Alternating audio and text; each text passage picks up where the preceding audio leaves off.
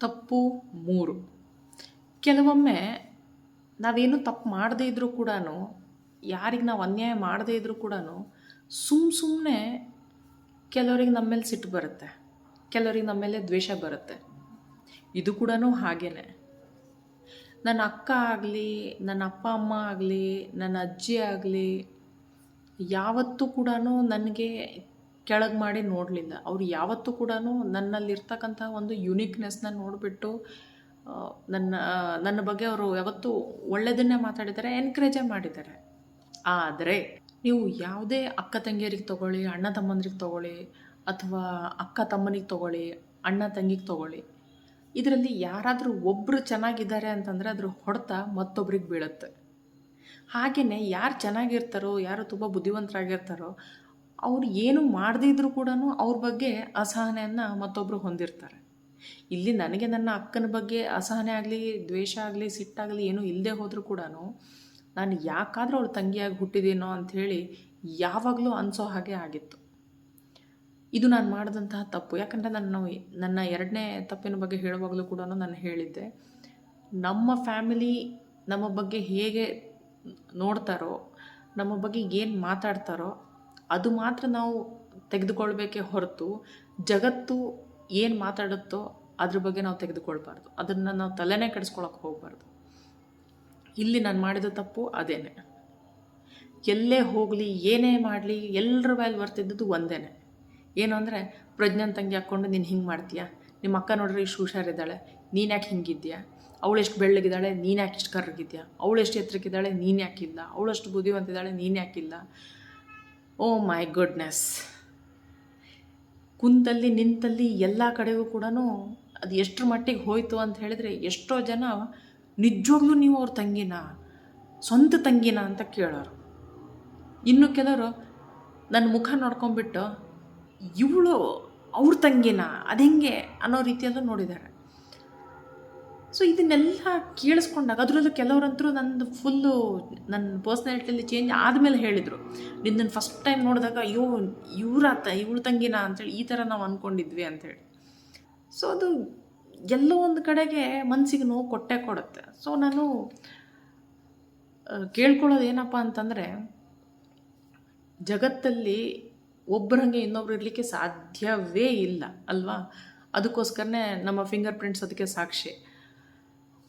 ನೀವು ಹೆಂಗೆ ಇಬ್ಬರು ಅಕ್ಕ ತಂಗಿನೋ ಅಥವಾ ಅಣ್ಣ ತಮ್ಮಂದರನೋ ಹೋಲ್ಸೋಕ್ಕೆ ಸಾಧ್ಯ? ನೀವು ಯಾಕೆ ಹೇಳ್ತಾ ಇದ್ದೀನಿ ಅಂತಂದರೆ, ಯಾವುದೇ ಮಗು ಇಲ್ಲದೇ ಇರೋಂತಹ ಮನೆಯಲ್ಲಿ ಮೊದಲೇ ಮಗು ಹುಟ್ಟುತ್ತೆ, ಆಯಿತಾ. ಆ ಸಂದರ್ಭದಲ್ಲಿ ಹೆಚ್ಚಾಗಿ ಆ ಮಗು ಹುಟ್ಟಿದಾಗ ಆ ಮನೇಲಿರ್ತಕ್ಕಂಥವ್ರು ಎಲ್ಲರೂ ಹೆಂಗಿರ್ತಾರೆ, ಮದುವೆ ಆಗಿರೋದಿಲ್ಲ, ಆ ಮಗುನ ಚೆನ್ನಾಗೇ ನೋಡ್ಕೊಳ್ತಾರೆ, ಎಲ್ಲರೂ ನೋಡ್ಕೊತಾರೆ, ಪ್ಯಾಂಪರ್ ಮಾಡ್ತಾರೆ. ಆದರೆ 2ನೇ ಮಗು ಹುಟ್ಟಬೇಕಾದಾಗ ಆ ಮಗು ಭಾಳಷ್ಟು ಸಮಯ ಇಷ್ಟದಿಂದ ಹುಟ್ಟೋದಕ್ಕಿಂತ ಹೆಚ್ಚಾಗಿ ಜನ ಹೇಳಿದ ಪ್ರೆಷರಿಗೆ ಹುಟ್ಟಿರುತ್ತೆ, ಇಲ್ಲ ಅನ್ಪ್ಲ್ಯಾನ್ಡ್ ಇರುತ್ತೆ, ಏನೋ ಒಂದಿರುತ್ತೆ ಅಲ್ವಾ. ಅಂಥ ಸಮಯದಲ್ಲಿ ಆ ಮಗು ಹುಟ್ಟಿದಾಗ ಭಾಳಷ್ಟು ಸಮಯ ಯಾರೂ ಇರೋದೇ ಇಲ್ಲ. ಆಮೇಲೆ ಆ ಮಗು ಹುಟ್ಟುವಾಗ ಆಲ್ರೆಡಿ ಆ ಮನೇಲಿ ಒಂದು ಮಗು ಇರುತ್ತೆ. ಸೊ ಹುಟ್ಟುವಾಗಲೇ ಅದು ಕಂಪ್ಯಾರಿಸನ್ ಶುರುವಾಗ್ಬಿಟ್ಟಿರುತ್ತೆ ಅಲ್ವಾ. ಸೊ 2 ಮಕ್ಕಳು ಒಂದೇ ಮನೇಲಿ ಹುಟ್ಟಿದರೂ ಕೂಡ ಒಂದೇ ಪರಿಸ್ಥಿತಿಯಲ್ಲಿ ಹುಟ್ಟಿರೋದು ಅಲ್ವೇ ಅಲ್ಲ ಅಂತ. ಅವ್ರು ಯುನೀಕ್ ಇರೋದು ಒಂದು ಕಡೆಗೆ, ಬಟ್ ಒಂದೇ ಮನೆಯಲ್ಲಿ ಬೆಳೆದಿದ್ರು, ಒಂದೇ ಅಪ್ಪ ಮನೆಗೆ ಹುಟ್ಟಿದ್ರು ಕೂಡ ಅವರಿಬ್ಬರದು ವ್ಯಕ್ತಿತ್ವ ಪೂರ್ತಿ ಬದಲಾಗಿ ಹೋಗುತ್ತೆ. ಹೀಗಿರುವಾಗ ನೀವು ಅದು ಹೆಂಗೆ ಕಂಪೇರ್ ಮಾಡಿ ಹೇಳೋಕ್ಕೆ ಸಾಧ್ಯ? ಸುಮ್ಮನೆ ಕೂತಲ್ಲಿ ನಿಂತಲ್ಲಿ ಶಾಲೆಯಲ್ಲಿ ಟೀಚರ್ಸ್ಗಳು ಸ್ಪೆಷಲಿ ಅದು ಯಾಕೆ ಹಂಗೆ ಹೇಳ್ತೀರಾ ನೀವು? ನಿಮಗೆ ಸೈಕಾಲಜಿ ಸಬ್ಜೆಕ್ಟ್ ಇರುತ್ತೆ, ನಿಮಗೆ ಗೊತ್ತಿದೆ ಮಕ್ಕಳ ಮನಸ್ಸಿನ ಮೇಲೆ ಎಷ್ಟು ಪರಿಣಾಮ ಬೀರುತ್ತೆ ಅಂತ. ಆದರೂ ಯಾಕೆ ಹಂಗೆ ಮಾತಾಡ್ತೀರಾ?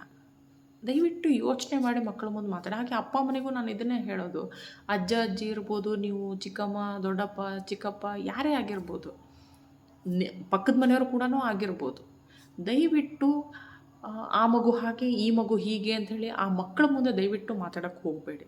ಯಾಕಂದರೆ ನೀವು ಒಳ್ಳೆ ರೀತಿಯಲ್ಲೇ ಹೇಳಿದ್ರು ಕೂಡ ಆ ಮಗು ಹೆಂಗೆ ತೊಗೊಳುತ್ತೋ ನಮಗೆ ಗೊತ್ತಿಲ್ಲ ಅಲ್ವಾ. ಸೊ ನನ್ನ ಅದೃಷ್ಟ, ನನಗೆ ಒಳ್ಳೆ ಗುರುಗಳು ಸಿಕ್ಕರು, ನನಗೊಂದು ಒಳ್ಳೆ ಗೈಡೆನ್ಸ್ ಸಿಕ್ಕಿದ ಕಾರಣ ಇವತ್ತು ಯಾರು ಏನೇ ಮಾತಾಡಿದ್ರು ನಾನು ತಲೆ ಕೆಡಿಸ್ಕೊಳಕ್ಕೆ ಹೋಗಲ್ಲ. ಈಗಲೂ ಕೂಡ ಹೇಳ್ತಾರೆ, ನಿನ್ನ ಅಕ್ಕನಂಗೆ ನೀನಿಲ್ಲ ಅಂತ. ಹೌದು, ನಾನು ಇಲ್ಲ, ಅವಳಂಗೆ ಬುದ್ಧಿವಂತ ಇಲ್ಲ, ಅವಳಂಗೆ ಬಣ್ಣ ಇಲ್ಲ, ಎತ್ತರ ಇಲ್ಲ, ಏನೂ ಇಲ್ಲ. ಆದರೂ ನನಗೆ ನನ್ನದೇ ಆದ ಒಂದು ವಿಶೇಷತೆ ಇದೆ. ದೇವರು ನನಗೆ ಯಾವುದೋ ಒಂದು ಕಾರಣಕ್ಕೆ ಹುಟ್ಟಿಸಿದ್ದಾನೆ. ಅದು ಏನು ಕಾರಣ ಅಂತ ನನಗೆ ಗೊತ್ತಾಗಿದೆ. ನಾನು ಆ ಕಾರಣಕ್ಕೋಸ್ಕರ ಬದುಕ್ತೀನಿ. ಸೊ ಯಾರೂ ಅದ್ರ ಬಗ್ಗೆ ತಲೆ ಕೆಡಿಸ್ಕೊಳ್ಳೋ ಅವಶ್ಯಕತೆ ಇಲ್ಲ. ಆಮೇಲೆ DNA ರಿಪೋರ್ಟ್ ಕೊಡೋ ಅವಶ್ಯಕತೆಯೂ ಇಲ್ಲ ದಟ್ ನಾನು ನನ್ನ ಅಕ್ಕನ ತಂಗಿ ಅಂಥೇಳಿ. ಸೊ ನಾನು ಇದನ್ನು ಯಾಕೆ ಹೇಳ್ತಾ ಇದ್ದೀನಿ ಅಂತ ಹೇಳಿದ್ರೆ, ನಿಮ್ಮ ಮನೆಯಲ್ಲೂ ಕೂಡ ಇದನ್ನು ಆಗಿರ್ಬೋದು, ನಿಮ್ಮ ಜೊತೆಗೂ ಕೂಡ ಆಗಿರ್ಬೋದು. ನನ್ನ ಅದೃಷ್ಟಕ್ಕೆ ನನಗೆ ನಮ್ಮ ಮನೇಲಿ ಯಾರೋ ನನ್ನ ಬಗ್ಗೆ ಆ ಥರ ತಿಳ್ಕೊಳ್ಳಲ್ಲ ಅನ್ನೋ ಒಂದು ನಂಬಿಕೆ ಇದ್ದ ಕಾರಣ, ನನಗೆ ಗೊತ್ತಿರೋ ಕಾರಣ ನನಗೆ ಅವಳ ಮೇಲೆ ದ್ವೇಷ ಆಗಲಿ ಅಸೂಯೆ ಆಗಲಿ ಏನೂ ಬರಲಿಲ್ಲ. ಆದರೆ ಎಲ್ಲರ ಮನೆ ಪರಿಸ್ಥಿತಿ ಹಂಗೆ ಇರೋದಿಲ್ಲ, ಆಯಿತಾ.